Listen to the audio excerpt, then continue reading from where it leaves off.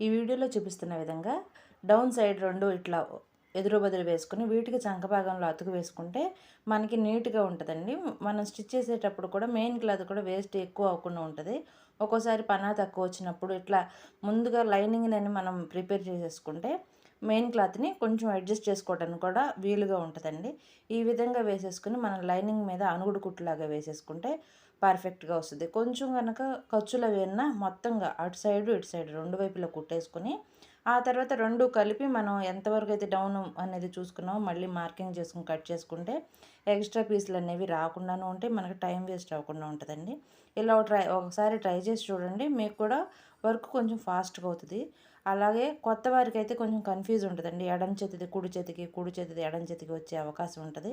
అలా రాకుండా ఉండాలంటే ఈ వీడియోలో చూపిస్తున్న విధంగా ఒకసారి ట్రై చేసి చూడండి. ఫైనల్గా నీట్గా ఇదిగోండి ఈ విధంగా వచ్చింది. ఒకసారి ట్రై చేయండి.